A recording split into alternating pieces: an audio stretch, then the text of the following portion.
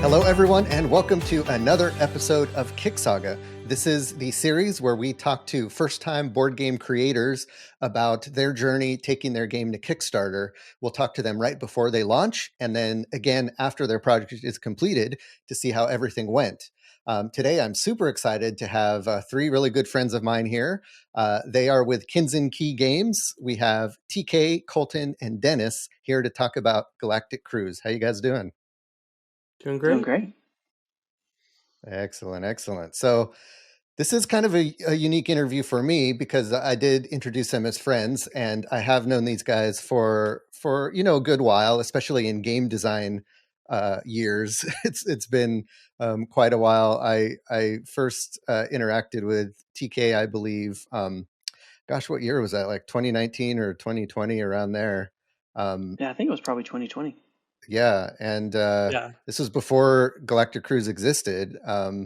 And you guys play tested. The Amplified was a game I was working on about like a band and creating a band and stuff. And then you guys were working on various different games at the time. And then I remember getting a message from TK saying, "Oh my gosh, I have this really cool idea for this Galactic Cruise game. We've tested it a few times. We think it's going to be really great. Why don't you check it out?" And so I was like one of those on one of the first play tests of it. And I've just kind of been watching it grow and watching it blossom and, to use one of many probably rocket ship puns, take off. And it's been just going gangbusters ever since. And so it's been a lot of fun to watch the project grow. And I've hung out with you guys so many times online, but also we've hung out at cons, and we go to this game design retreat every year called Breakfest. And so we get together and play test each other's games and stuff and get to know each other a little bit. And so, I'm going to ask you a lot of questions today that I already know the answers to, a lot of them. But for the sake of our audience, I'm going to pretend like I don't know what's going on with you guys and what this project is about. So I'll do my best to try to, come in this without knowing much about this project. So let's start off with kind of the first question that I normally ask, and that is just give a brief introduction about yourself, each one of you, and kind of what led you in your life to this spot in your game design journey. Sure. Yes, I guess I'll go first. So I'm TK.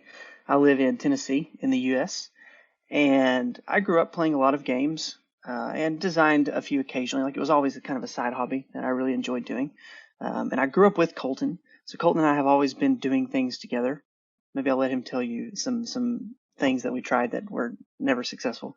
But we always were entrepreneurs, making things, trying to create businesses and doing things like that. And so it's been really cool to actually create a product that we're really proud of and excited to bring out. But yeah, that's a little about me. Yeah, so like TK said, he and I grew up together. So I also live in Tennessee. We actually grew up in the same town. We now live like 40 minutes away from each other. But when you're adults, it's like, it doesn't matter if you live next door or an hour away, you see each other about the same amount of time as adults, in person at least. But yeah, kind of same, almost identical story. We played games growing up, dabbled in game design, dabbled in songwriting. We tried to write an oratorio once. We tried to become filmmakers. We tried our hands at cooking. We're actually pretty good cooks now. We were not great cooks when we were 12, though. And TK's dad still is nervous about us going into his kitchen, even though we're in our 30s now. He's still like, "Don't you try to make any pancakes in there." So, but yeah, and then game design was just the thing that kind of stuck. We got into game design and kind of the hobby game side during the pandemic, because we were both kind of trapped in our houses, and we're like, we should have a little project. We should design a game. Games are fun. We did that when we were younger.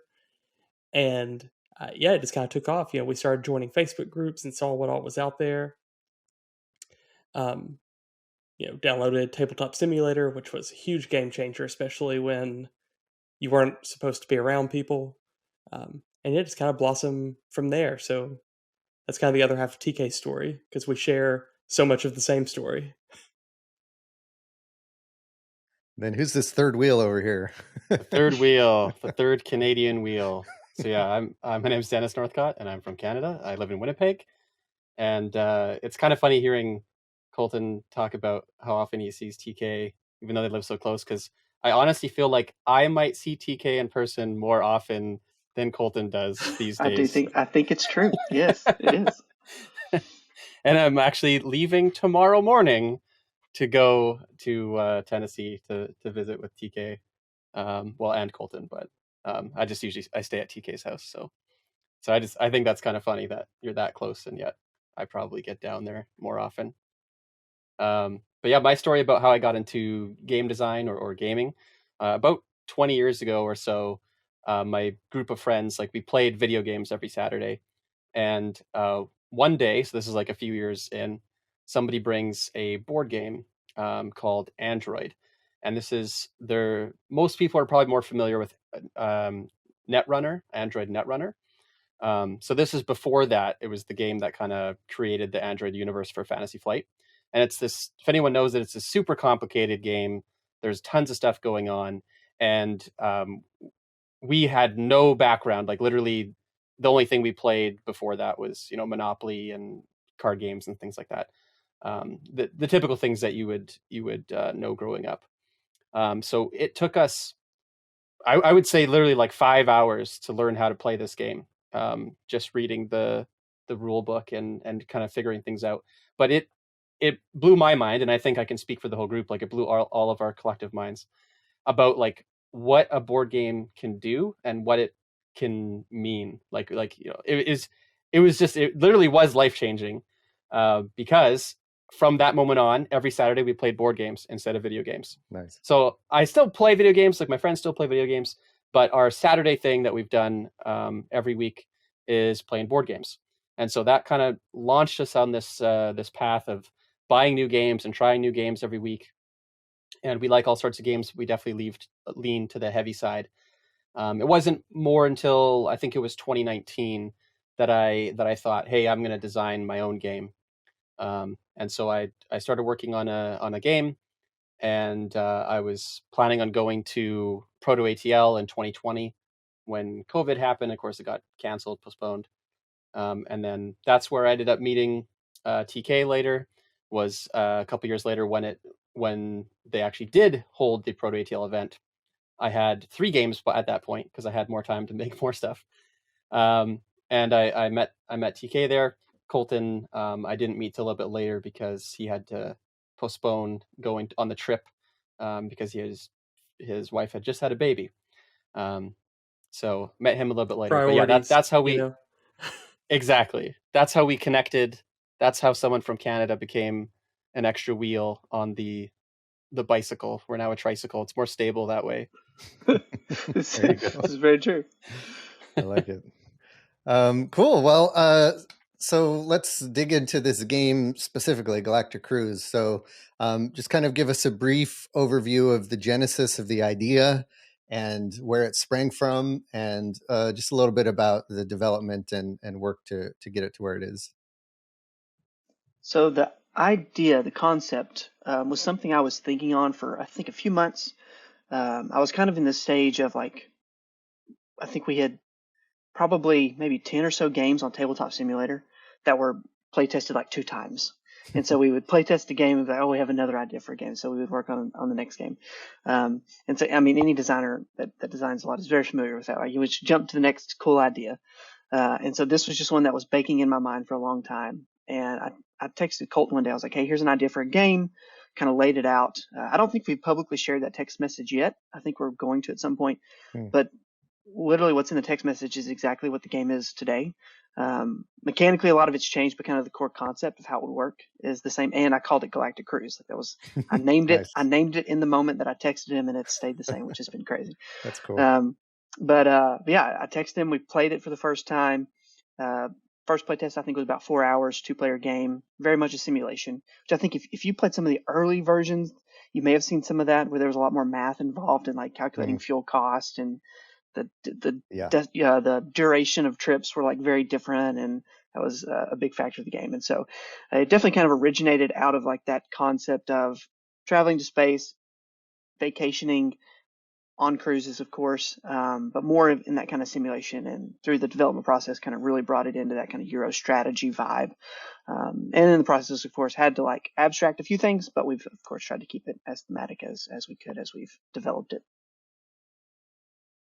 And then Dennis, at what point did you join, and what was your role in kind of the design process of the game? Yeah, so that's an interesting story. Because as I mentioned, so I met TK at Proto ATL, and that's the first time that I played the game.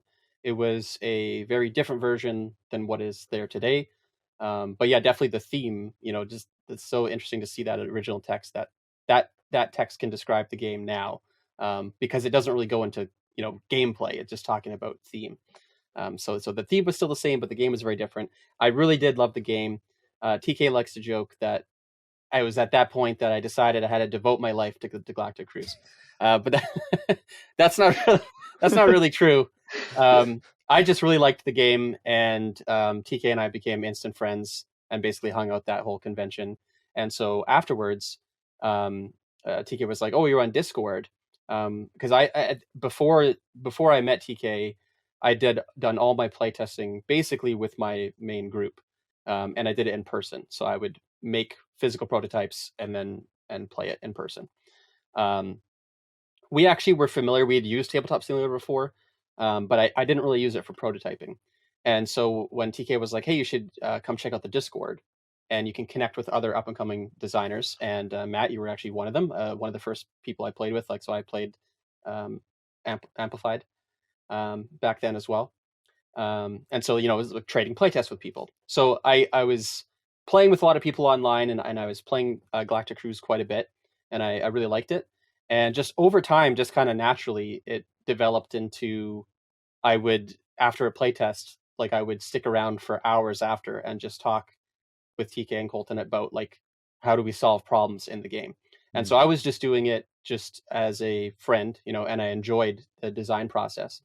So I don't know exactly when something changed that I thought, oh, let's make this official. I think all three of us kind of, that happened a bit together, but like I think we all kind of realized that was happening. But yeah, I definitely didn't start out that was my goal or anything. I just really enjoyed the process. The biggest thing for me was, from my other designs, I was always solo. It was just me doing all the design, and so it was really interesting and fun to like work things out as a team. And so I just really enjoyed doing that. And so as time went on, and I became more and more involved, and like more and more things that were my suggestions, or things that like I was helping shape the game. So at a certain point, it was like, oh, okay, maybe I'm like a developer or something. And then just over time, that kind of developed. It kind of became where I was like, okay, so let's make it official. Let's start the company together, like legally. Like they already had the name and stuff, but it wasn't like a legal entity. So the three of us started the company legally, and then I was, another designer on it. So it just kind of naturally grew over time that I was just more and more involved. And I've always had, like, I've always loved the game, and I've always had faith in the two of them that it was going to be like a really successful product and good game. And so I was definitely like all in, as soon as I was like, okay, we're gonna team up, then let's go all in and make this happen, and like, make a big splash, not just release a little game that, it's like we're going all in. Yeah, cool. Yeah, it's definitely been apparent. You guys have definitely gone all in on this, and it's great. It shows, and it's become an awesome thing because of that. So let's talk about like other people who have kind of joined on to help over time. So I know that there was some involvement with a certain designer down under who might have been involved in this project a little bit. If you want to talk a little bit about how that came about and what the involvement was there. Yeah, I feel like there are several interconnected stories here, because normally the question is, how do you get Ian O'Toole to do your artwork. Right. And that always leads into the story of, well, Ah. you first have to become friends with Shem Philips. Right. So it's always funny because TK, with full confidence, just reached out to Shem because, not because he's a prolific game designer, but because they both did church music. He's like, hey, I do music at my church, you do music at yours, and it looks like you maybe design board games too. And then kind of find out with Shem Philips. I had no idea. I didn't even own a Shem Philips game. Like, it was, I was like, this looks like a cool guy. He's got a beard. It's great. But he, and then later, S.J. McDonald, they've just been really really vital to like shaping the game. At one point, Shem even designed some icons for us to use, just like in some spare time. He's like, "Hey, I made some icons for you. You can use these for your prototype." So that's been really encouraging from the start to have someone that, because now on the back end we have played almost all of Shem's games. So for someone that we respect so much to be involved there, and then he is the one who also sent the magic email to Ian O'Toole, because we had actually reached out to Ian previously, pretty early on in the process, to see about artwork, and we didn't hear anything back. And we did not take that personally, because we figure he probably gets 100 emails a day from everyone who's ever, drawn on an index card to be like, I would love for you to do art for my game. But it was Shem who said, I know Ian, like we've interacted, and I'll reach out to him. And that's kind of how we got the ball rolling, how we ended up with the kind of artistic like behemoth that we have today. Because let's be honest, early on, before people were playing the game, they were seeing the cover and they were saying like, well, that's Ian O'Toole. We don't care if the game stinks or not. That's Ian O'Toole. And it certainly opened the door a lot for us. Yeah. I mean, so first of all, how many people can say that they have a prototype with icons created by someone like Shem Philips, who's, has a bunch of games that are out that are doing really well. And those aren't even the icons that ended up on the final game. It's like, it's just for the the throwaway prototype version of the game, which is really cool. And it just goes to show you, like, making connections in this industry is what it's all about, because you can then, through getting to know people, you get to know other people, and then they introduce you to other people, and they get to know that you're a good person and that you got good design skills. And sometimes just cold outreach to someone who like Ian O'Toole, who's probably very busy, they're not going to just work with just anybody. And so to be able to make those connections is, I think, super important. And a good takeaway from this interview, I think, is if you're a fledgling game designer out there, one of the best things to do is just get out there and meet people, get to know people, befriend people, be nice, be helpful, and it all kind of comes back to you through that. Cool. And just so, just in case people are watching who aren't kind of familiar with the board game world, Shem Philips and S.J. McDonald are designers with Garfield Games, and they've released a bunch of well-regarded kind of Euro games in the space, like Architects of the West Kingdom, Raiders of the North Sea, and then they have the South Tigris series, so like some series of games, the Ancient Anthology, like Hadrian's Wall, Legacy of You. So just kind of throwing out some names of games that people might have heard of. So they're very prolific, and it's super cool that they believed in you guys and your game, and were willing to help you out at an early stage. So that's very cool. And yeah, let's talk a little bit about the Ian O'Toole connection here. So that's really cool. That most most designers, self-publishers, don't land someone like that, a great artist like that, for their first project. So kind of talk to me about what it was like working with Ian, and kind of what the process was, working with him through to now, how long it took, what he asked from you, what you gave to him, those kind of things. Yeah, so It's been quite a long timeline just because he works on a lot of things. I think he's said before in some interviews that he works on, 4 or 5 projects at a time. And so he's always working on stuff. And so just trying to get on his timeline was a little tough at the beginning. I think our first meeting was in March or April of 21, 22.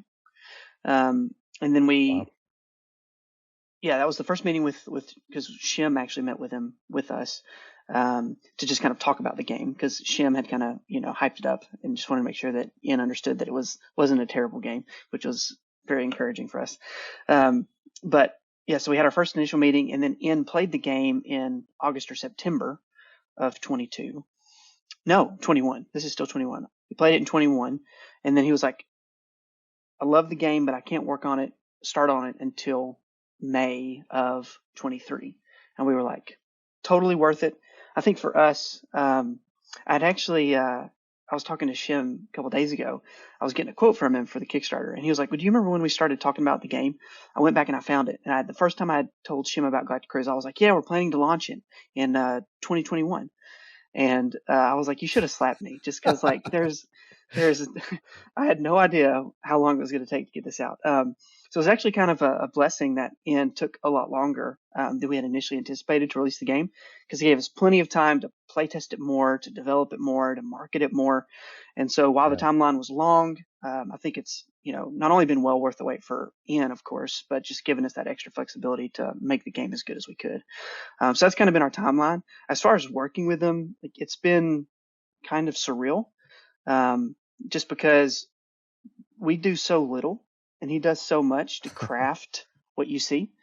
For example, all of the segments that are in the ships or the shuttles, like the casino or the burger bar, most of those were just names. Like we said, create a burger bar, create a casino, create, whatever it is. And he would just take the name and run with it and create a complete, full illustration of the graphic of the scene. And it was always just so much better than we would have imagined, like what it would look like on an actual cruise ship that was designed by Galactic Cruise Company.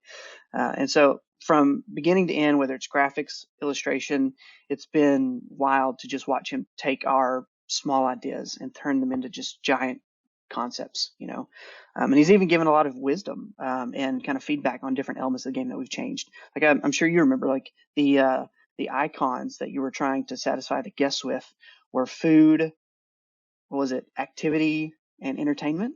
Were like the 3 icons. Yeah. And Ian was like, "No, that's terrible. You're in that. You need."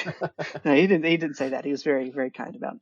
But he was like, "They need to be more interesting and more different." Because he was like, if you don't have a ship that has food on it, that doesn't make a lot of sense. You're always going to have food.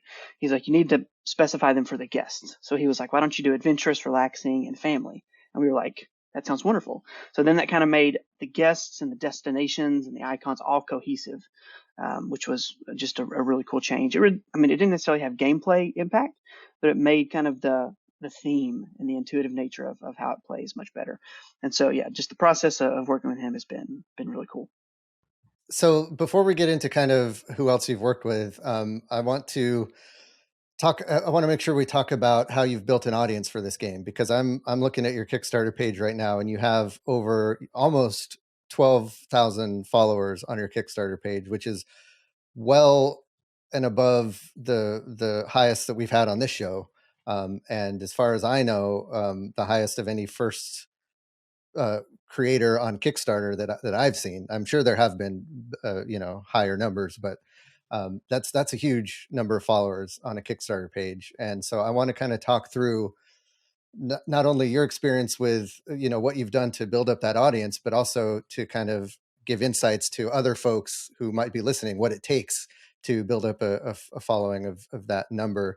And to me, there are kind of two halves to the story. There's the pre-Ian O'Toole cover half, and then there's the post-Ian O'Toole cover half. As far as from my vantage point, like I saw a big difference between those two things, but you still were building up a great following and a lot of interested people before that cover was released. So talk to me about up to that point, what you did to build a following, to build a buzz about the game. So there's 2 things that you need. You need a TK and you need a Colton. Okay. I'm writing that down. Got to find me a TK and find me a Colton. Gotcha. That's so that's definitely something that if any of that, if you're wondering like, oh, who's doing the most work there, it is them. I'm not a big social media guy, but it's definitely something that you need to have. So definitely, if you're looking to do this for yourself, like that either has to be you, or if you're somebody like me, like I originally wasn't gonna be a publisher. I was looking to just pitch games. I just like designing them. I like playing them. So you need somebody on your team that does that. So if it's not you, you need to get somebody on your team that does that. But then to kind of answer your question, and yeah, TK and Colton can jump in with more of that side of things if they want to afterwards. But definitely before the cover and after the cover, I totally agree with that statement, because like a lot of the stuff before, even though like TK and Colton were very active on Facebook and creating a small community of people on there, I think one of the biggest things that you can do when you're just starting out is doing the play testing with other designers. You're not only you're going to make your game better, but you're making some connections. You're going to conventions. So I mean, I'm so glad that I went to Proto ATL, but also that TK went to Proto ATL. Like, I don't know if I would have met them otherwise, if I would have even been in it. So like, you got to get out to conventions as much as you can. Talking about making connections, that's one of the best places to make a connection, because you're meeting people face to face. And I think part of the reason for the success later, after the art came out and we kind of put ourselves on the map a little bit, there's a lot of like just getting one new person on board that's played, one new, like, it's very very small organic things. Like you're not getting hundreds of people until much later, and so you have to make all those little connections and get the game out there so people can see it, that it's a real thing. And I think by doing that, so once we had the art come out and we posted that on BGG, here's like the art, I think there was two big reasons that we kind of blew up at that point. One was, of course, Ian O'Toole. So one of the reasons that we wanted Ian O'Toole to start with, not only because obviously he's fantastic at what he does, but also he was a name that people knew, where nobody knows our names. Maybe they'll know our name after the game. We'll see, but like nobody knows who we are. And so having really good art with like an established person attached to it, that's worth the money and the effort to get somebody on board like that.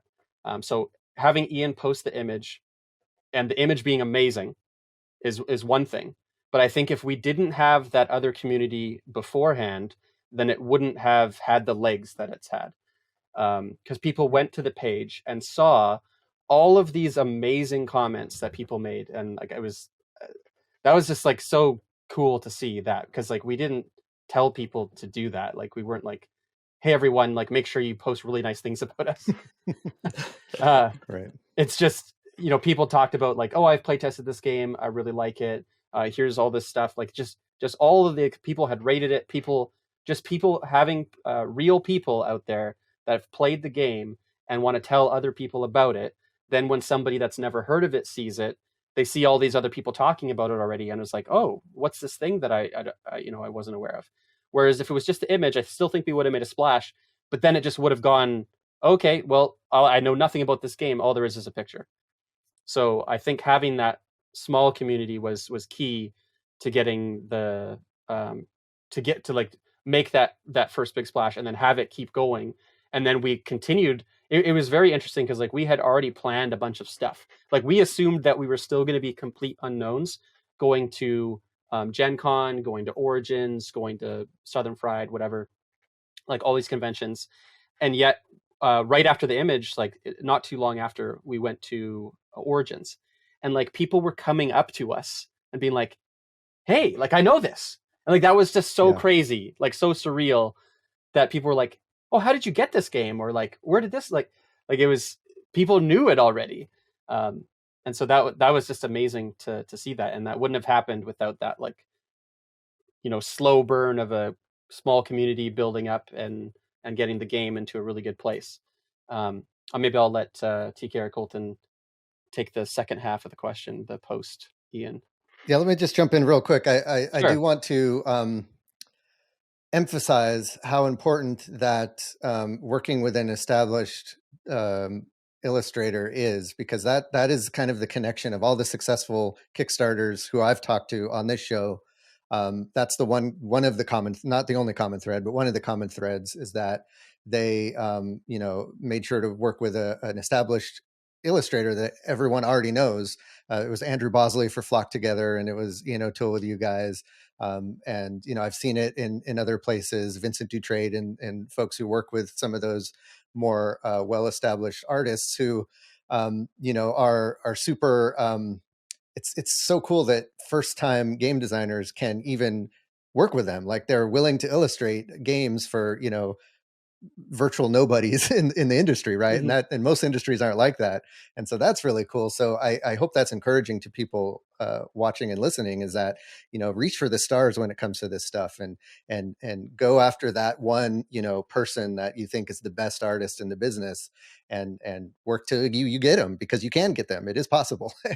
and it makes a huge difference. And it definitely has. But then there's that other part of, you have to be constantly building community, both before and after that. And that's where I think the TK is like the superhero here, because I fully expected to see him like going over and like typing stuff on the side while we're having this interview, because literally every time I'm on Facebook, I see a TK comment, a TK reply.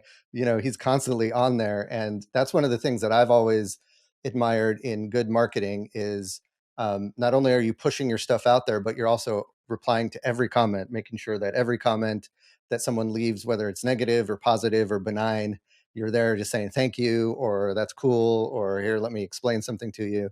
And that goes a long way. So TK, if you don't mind talking a little bit about your approach to that, and what you're thinking when you do that, and kind of where you get the inspiration from for that. Yeah, so it's interesting that you said you thought I'd be typing or whatever. I haven't. I've actually been devoted here. But Nice. my watch vibrated a second ago, and I tried to look at it without anybody noticing, just to see if like it was a message or something. Yep. Because it's a constant thing. And I'm very intentional about my phone usage. So like my wife gets home with my son around 4:45, 5 o'clock.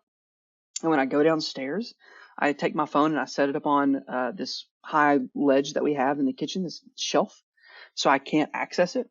And I don't access it until we come upstairs and get ready for bed. I'll plug it up. I'll look at it real quick, plug it up, and then I don't touch it until after he's gone to bed. Because every other hour that I'm not asleep, outside of those 3 hours, is a constant back and forth between Facebook, BGG, YouTube comments, messages, emails. It's kind of like a cycle that I find myself in, where it's like I'll go to Facebook and I'll reply to a comment, and there's nothing else on Facebook. So I'll go to my email and I've got to reply to an email. And then I'll go to BGG and somebody's left something, so I have to reply. And so by the time I cycle through, when I come back to Facebook, now there's something new on Facebook. Yeah. And so then I reply to Facebook, and then, Yeah. and so I do have a little bit of a luxury of working from home. So I'm a film editor until Monday, hopefully. That ends when we launch the Kickstarter. Nice. We'll see. But I do have the flexibility to kind of, work as much or as little as I want, and kind of set my own hours. And so I do find myself, editing videos in the evenings or on the weekends, because throughout the day, while I should be editing a wedding, I'm looking at my phone or replying to messages, or trying to do things that I think are important for, the marketing of the game. And I think one of the biggest things I strive for is speed. And that is, if somebody emails me, I want to email them back immediately. I don't want to be like, oh, I'll get to that later. And I know everybody can't do that. Sometimes you've got to table things. And if I do table things, I will leave them where I can remember them. So I had an email I got this morning that I wanted to reply to in the afternoon. So I marked it as unread, so I would know to go back to it. So things like that I'll do to remind myself that, hey, don't forget to do this kind of thing. Yeah, it's literally a constant, my brain keeps wanting to say battle, but it's not a battle. Like it's not a constant battle. It's just a constant effort, I guess, to put forth the time and energy to be responsive, and more than anything, to be helpful. Like you said, like I don't want to just push our stuff. Like I want to be helpful. And even early in the playtesting, like Dennis mentioned, like that was one of the biggest things. Like I playtested, 5 nights a week for 2 years straight. And most of that was not our stuff. Like, I just loved meeting new people and interacting and helping and just offering advice or feedback or whatever I could along the way. And so I think just, being kind, like y'all have mentioned several times, is huge. And just trying to be helpful, it goes a long way in kind of the social media aspect of it. And then Colton, if you could talk about a little bit about, because I know I feel like you're kind of the heart and soul of this project, because you do a lot of the content and the theme stuff, and you've also been doing like these design retrospectives on BGG, where you kind of take people through the journey of designing the game. So talk a little bit about that and how it ties into the marketing of the game and building a community.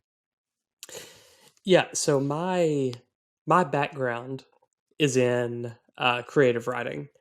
My day job, I'm a fourth grade teacher, so I teach. I don't get to teach a whole lot of creative writing there. It's more just spell your words right.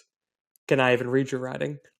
But I've always loved stories, and so for like as a kid, I wanted to be an author. Even like up through graduate school, like I went to graduate school. I have an MFA in creative writing, and breaking into books is just different. So board games are now like that's where I tell my stories now.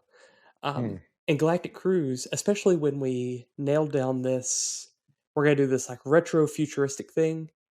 Like that opens it wide open, because like physics doesn't matter.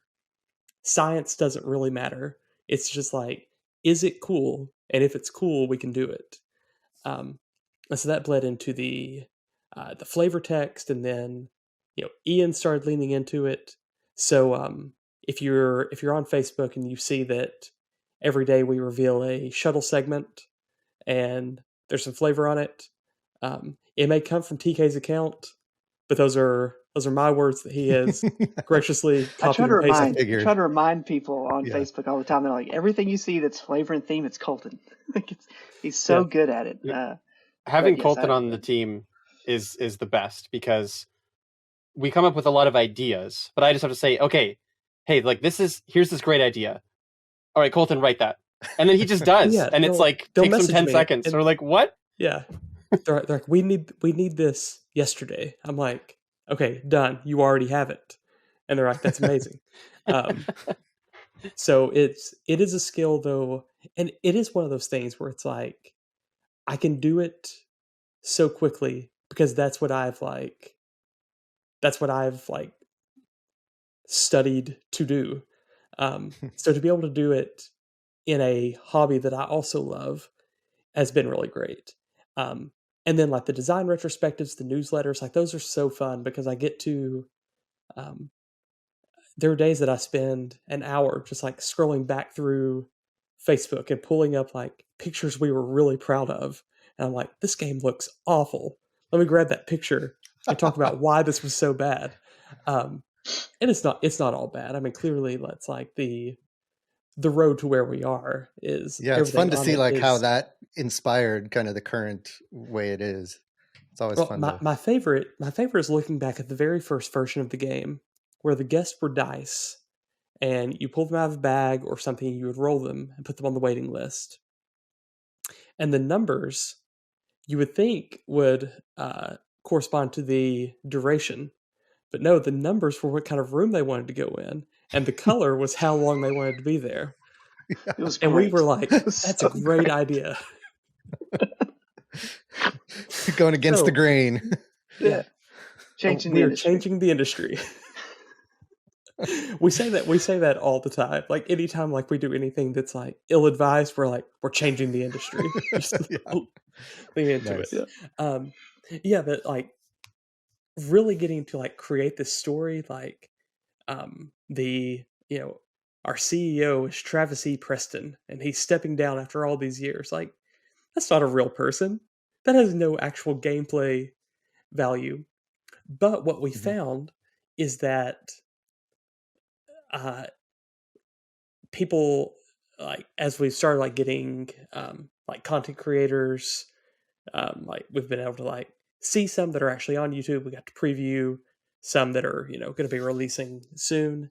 Is a lot of people say that like because we've leaned so far into that theme, um, and we have this like this silly flavor text and this really like whimsical artwork. There's like some melting pizza in one of the shuttle segments. It's like it takes this heavy euro and it makes it like not so heavy. It's a little bit whimsical and it's silly, and they got a chuckle out of it. And they felt like the theme and the mechanics married so well that it dropped it kind of out of that like scary heavy category into something a little more digestible. And for me, like that's one of the best compliments we can get is that Yeah. we took this thing that could have been scary and beige and made it very colorful and approachable, um, and I think if that's the consensus, then we've accomplished the mission. And then hopefully the Kickstarter also does super well, but it's like that part of the mission is completed. Like we've created Nice. this Yep. world and people are into it. Yeah, and I think that's a big kind of takeaway for folks watching is it's been a steady stream of content. And so you've had the design diaries or retrospectives. You are dripping out shuttle segments slowly. And luckily you have like lots of, pieces of unique artwork and stuff to share. And then, with the content creators that are doing work for your game and showing off your game, you're dripping that out slowly over time. And so just finding ways to have a constant stream of content for your game really helps people stay engaged and keep it top of mind. And that's a big part of marketing, especially in board game world where there's all new flashes in the pan and shiny objects every couple weeks. To stay in someone's mind, to stay top of someone's mind for so long takes a lot of effort. And I think the content goes a long way with that. Another kind of key takeaway that I'm taking away from this is doing this well is not a one-person job. I think, your game wouldn't be as successful as it is right now without all three of you and the kind of the unique values that you bring to the project. I'm sitting over here trying to, self-publish my own game and just realizing that, to do it well, you have to do each piece of the pie super well. And one person just does not have the time to do that. So I've been, trying to reach out to other people for help or, having to hire people to help and stuff like that. So that's another kind of big takeaway I have is unless you're Ryan Lockett, and even he doesn't work by himself, you have to, work with the right people, find the right team, and get as much help as you can because it's a lot of work. We all know that firsthand. So we still have a lot to cover, but I do want to get to kind of jumping into the numbers. But before we do that, let's touch a little bit on who else you've worked with. So you have, you've got a Kickstarter video that you've got the Kickstarter page, you've got some marketing like Facebook ads and stuff you're doing. So if you want to talk about kind of the team that you've hired for that, that'd be interesting. Sure. Yeah. So like we mentioned, we had Tool doing the art and graphic design. Having him do both those things together has been great just to keep it cohesive. Yeah. So like a lot of times you'll hire them separately, which can be great. And a lot of games do that. But if you do find somebody who works on both and they're good at it, go for it. Yeah. For the Kickstarter video, we've got David Diaz of Mesa Game Lab. So he's done the animated video for that. He's also creating like all of the renders for the Kickstarter page, as well as like the GIFs and stuff that you'll see in the how to play sections and all that. We've got Matt Paquette and co. Doing the Kickstarter page and layout. So they're currently working with David, getting all that stuff and creating like the panels, which we're really excited to show everybody of just the different sections of the campaign. So they're handling that. And then for like our ads and marketing, we've got Crowdfunding Nerds. We started with them 2 months ago. So they did 2 months of pre-marketing with us, just email generation. So they created a landing page for us, doing ads on Facebook, Instagram, things like that, collecting emails. And then we also are working with BackerKit. So they started lead gen emails for us a month ago. So they did 1 month of lead gen emails. And then they're running our live ads. So they're doing all of our live ads during the campaign Cool. through Google Analytics, Facebook, Instagram, all those different things. And let's see, who else am I missing? Oh, so we've got game trays. So Noah is designing all of our trays for the game. I think we've revealed most of them, and we'll have them, of course, laid out on the Kickstarter page, so you can check those out. And then somebody else, another one I mentioned was Paul Grogan. So Paul Grogan did a rulebook consultancy for us. So it was like kind of like a private live stream video that we got to watch of him learning the game, going through the rules, telling us what should be where and how people will interpret the rules. And so that was very helpful. That's cool. And even before that, like, he gave us a lot of advice, and we've of course taken a lot of kind of inspiration from his rule books and how to design ours. And so he's been a good help there. Am I missing anybody else that we've like kind of hired to work with? Like, I know when you first sent over the question, like people that we've worked with that have helped kind of shape the project, like the number one thing I thought of was like the play testers, right? Like that's like, we've been so grateful for the people that have played and helped develop it, whether it's been just play testers or designers or whatever. So I think, like, even though we haven't paid those people, they have, been a huge part of kind of our team in developing the game. We're going to use BGG.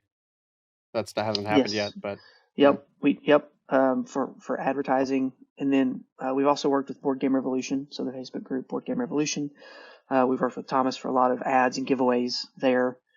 I think that. Then how about manufacturing? Who are you going with for them? What did you say, Cole? I was saying, like, we have like our partnerships, like with Dronda and Dronda, yeah, those are great. Yeah, so Dronda Games, we partnered with them to do our localization of the English version in the UK. So they're going to handle all of the shipping and fulfillment for UK backers, and then sell it in UK kind of after the Kickstarter campaign. And so they've been great, not just, because they're handling that, which is great for shipping and whatnot. But many times we've gone to them for questions and advice on how to run a Kickstarter campaign and how to do certain things, or what manufacturers to work with, or, getting quotes, or what items we should get quotes on, or things like that. So they've been hugely helpful. And then All Play, we just announced we've partnered with them to do all of our shipping and fulfillment. And they're also going to handle all of our e-commerce and retail distribution after the Kickstarter campaign. And so Joe at Allplay has been just another kind of like the guys at Drawn to just constant wealth of information. We've just got a little Facebook chat where it's just like every day we post at least one question. Yeah. It's like I woke up this morning and Colton had asked a question. What was the question? It was like, who's the shipping partner for Israel? Right? Yes. That's the I question. I still don't know who it is, but I'm sure that he will. I'm sure he'll let me know. Yeah. We'll figure it out.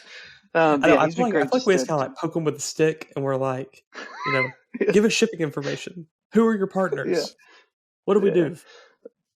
We sent him over our pledge tiers the other day, because they have a certain way they want us to do our pledge tiers and our items, so that way when they do the pledge manager, it's easier for them to process.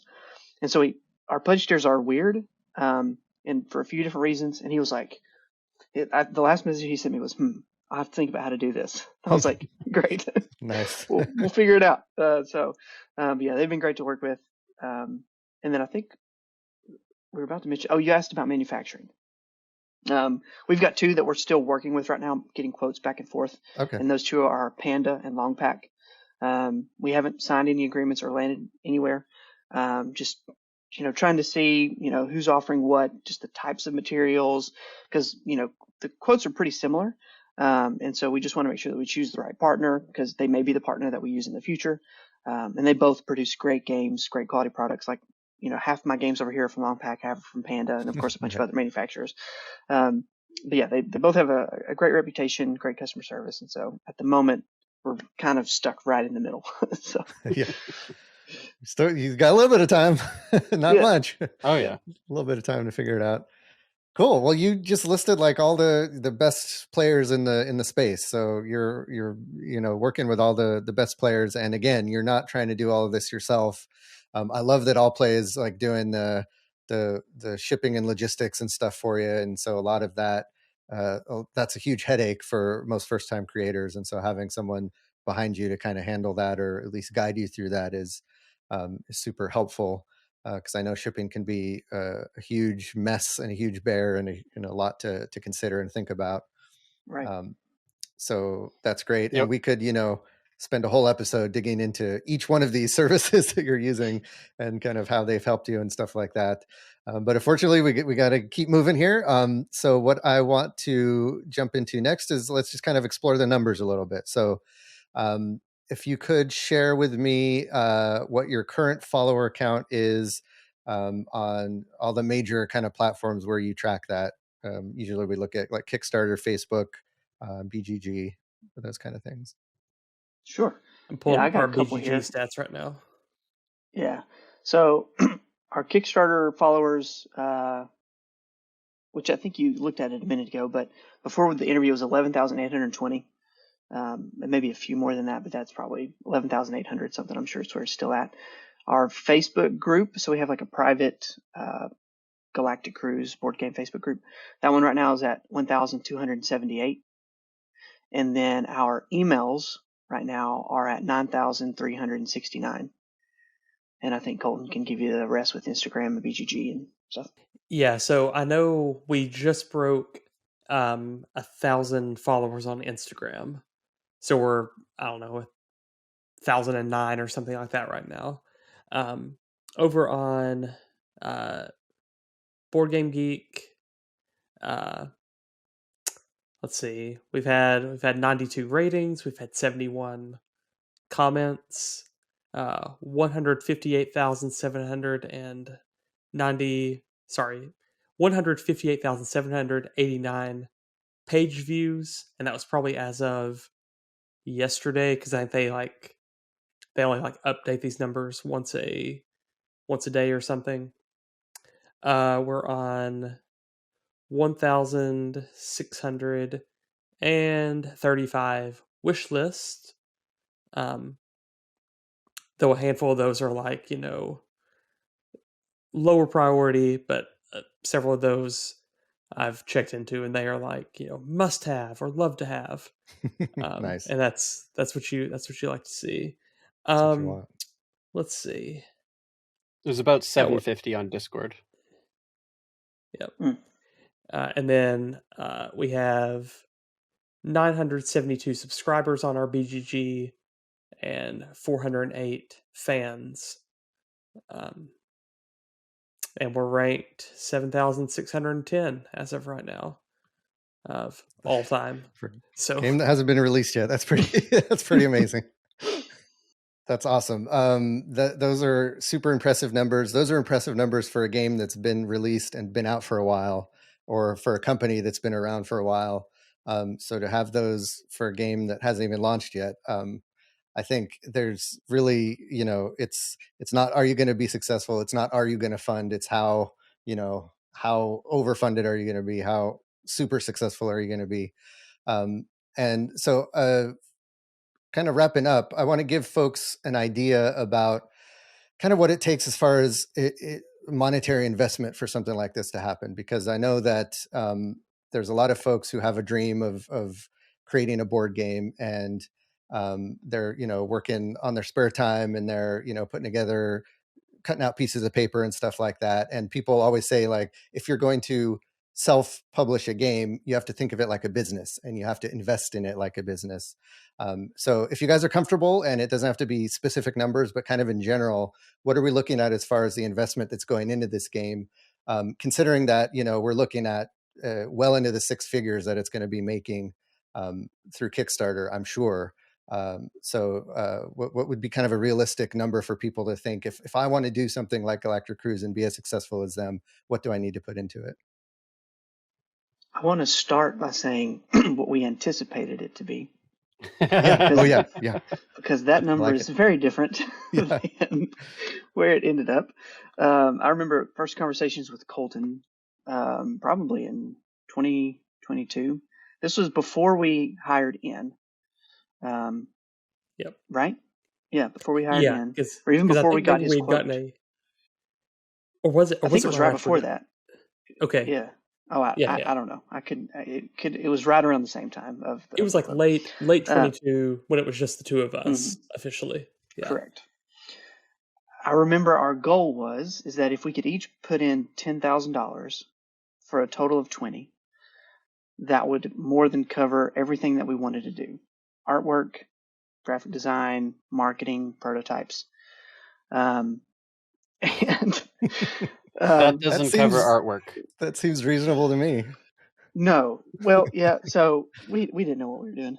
This is why we hire so many good people to tell us how to do things. Or, we've interviewed and talked with so many great people like Dave Beck and Shem Philips and people who have done it well, to be like, how did you do it? All that.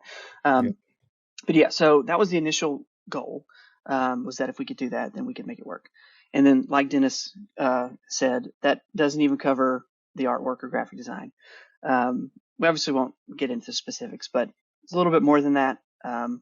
And I'm sure it's, based on the project. We had a big project with a ton of different pieces. And so it's obviously going to be, based on that. But I think all in all, and this is not necessarily money that we've invested, but just personal money we've spent going to conventions, buying tickets, money that, we've personally invested or spent. We've also had some kind of outside people invest in us a little bit, which has been awesome. But I think we're a little over six figures at this point, just like all in. Like if you were to everything that we've spent, right? Like buying ink for the printer, or, buying a Coke at Gen Con, or hiring InnoTool, right? Like everything encompassing, I think, spills over into the six figures. And until Dennis moves to Tennessee, he has to buy a plane ticket every time. Yeah, I know, right? That's half the money right there. Yeah, Dennis's list of like things that he gets reimbursed for if we ever make money is substantial. And just give folks an idea of like, what was your con schedule for 2023? What how many cons did you go to as a team? That was a bunch. So we had to Proto ATL, Origins, Southern Fried, Gen Con, PAX. What am I missing? See, we were at Tantrum Con last year, and we were also there this year, but TK and I were there. We've had several local cons, like we have Fun K-Town, Rocky Top Game Con, Geekist, and I know you've got some, Dennis. Yeah, I went to a local convention called Gamatoba. I went there like 2023 as well as 2024. I did the Dice Tower Cruise 2024. So that was actually a crazy little bit of time for me. I did 3 conventions back to back to back. So like the first weekend, or actually it's 7 days long, is the cruise. Did that, and then got home. There was a local convention that weekend. And then right after that was over, I went to Minneapolis for Protospiel Minneapolis. So I did 3. We also had the really good fortune of being able to send a copy of the game a few places. So like the Dronda guys took it to Essen. Our buddy Patrick took it to BGG Con in Dallas, and is also going to take it to Dice Tower West. There's a copy going to. So that's a good point. Even if you personally can't go to a convention, if you can get a game to someone who enjoys it and wants to show it off, that's the next best thing. And so at these conventions, you're doing different things. Sometimes you're getting a little bit of booth time. You're sharing booths with other folks. Sometimes you're running demos. A lot of times it sounds like you're just scheduling times in the open play area to have people come in and play it in person. And that really makes a difference, because a lot of the comments I see on BGG and stuff like that are like, oh, I played this at Essen, or, oh, I played this at Gen Con, and it was really great. And that kind of street cred, I guess you can call it, is a cool thing to have. Like after that artwork came out and people were like, oh my God, that's so beautiful, you could start to see some of kind of a little bit of like a mini backlash of like, oh, it's just, a pretty face on a game that, nobody knows about, and nobody knows about the designers and stuff. So to have like every one of those comments be followed up by, oh, but I played this at Gen Con, or I played this at Essen, and it's actually really good, is just like the 1-2 punch that I think has really been driving a lot of the buzz about the game, which is really cool. So, man, a lot of great lessons learned here. I think it goes to show you that, if you put together the right team, if you work super hard, if you set realistic goals, and if you, realistic goals as far as like how much you have to invest, how much time you have to put into it, what it takes, the amount of work it takes to put into this. then really the sky's the limit. And apparently space is not even the limit anymore. Had another rocket ship pun in there. So let's close out by just kind of asking you each individually what, number one, what your idea of success would be after this campaign is over, and then what your kind of future plans for Kins and Key Games are. Yeah, so I think for me, so I have the job that is most like I get in my car every morning, I actually drive to a place, I am there for a certain amount of hours, and I come home. So for me, success is not like, it's not like huge house, fancy car. It's like we make enough money where I can not have to do that. I can work in this room that I'm sitting in right now and work hard every day to make other games come to life so that I can continue working here. Now, if I make a little bit more money than that, I'm not going to complain. But success is not like I'm taking like baths in, $100 bills. You're in the It's wrong that I industry get for that, my friend. I get to I get to work from home, right? I get to Yep. do board game publishing full time. Yeah. Cool. How about you, Dennis? Yeah, that's, I mean, a very similar answer. So I'm already doing this full time, but I'm in the spending lots of money rather than Right. making lots of money Yes. part of it.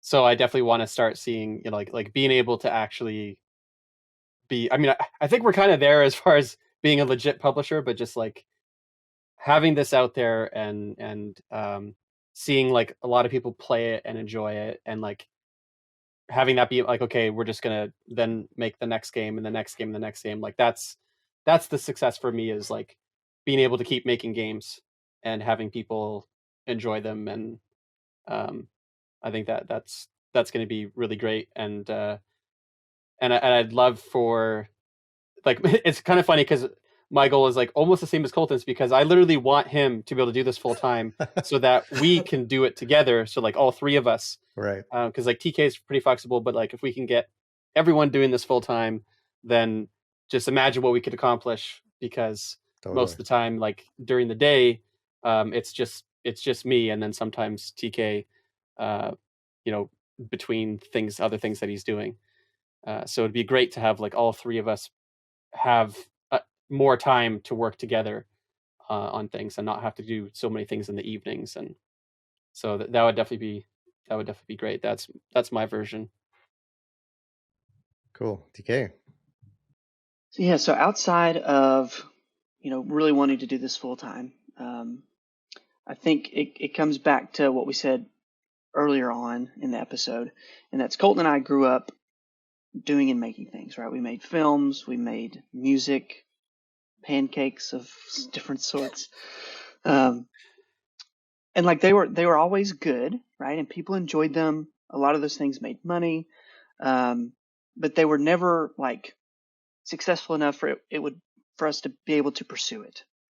And I think for me, this seems like it could be the first time that we're doing something that will make it and that will actually be successful, that a lot of people will get to enjoy, but that it could sustain us to work on it for the long term, right? Like we're not trying to do a one and done game.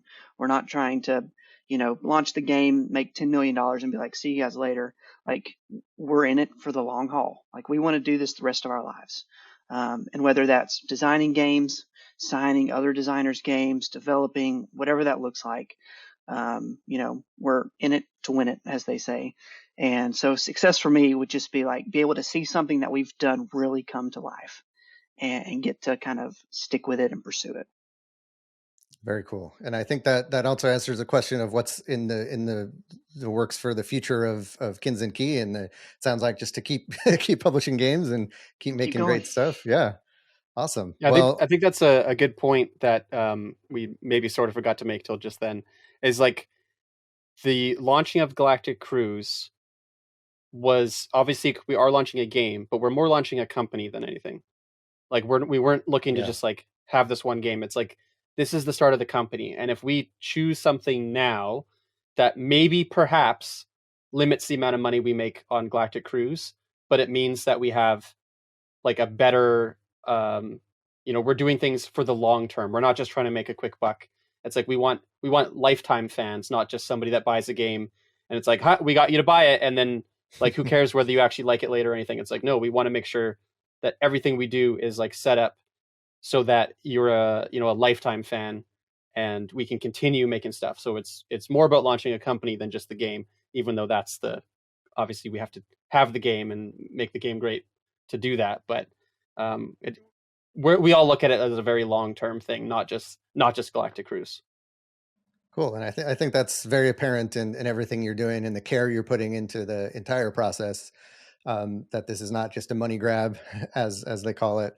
It is, you're wanting to put out the best product possible and to put the company in the best light as possible, making all the right decisions as far as, the shipping and the feedback and taking into account people's feedback and all that stuff. Trying to put the backers first and your soon to be customers first. And I think that's apparent in everything you guys are doing. So I wish you nothing but success. I don't have to wish you success because you're going to be successful.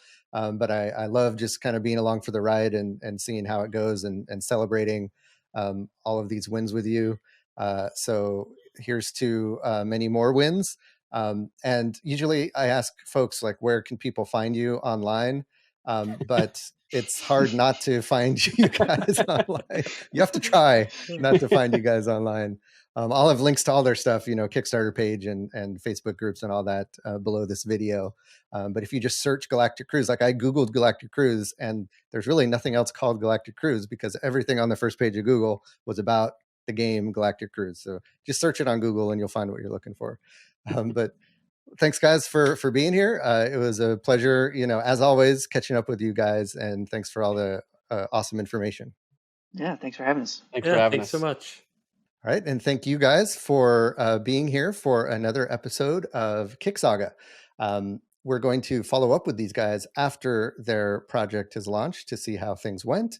And just kind of revel in the buku amounts of dollars that are rolling in after the Kickstarter is complete. So be sure to tune in for that follow-up episode where we talk about, some of the things they did during the campaign and how that went. So until next time, my name is Matthew Rodella, and this has been KickSaga. Bye for now.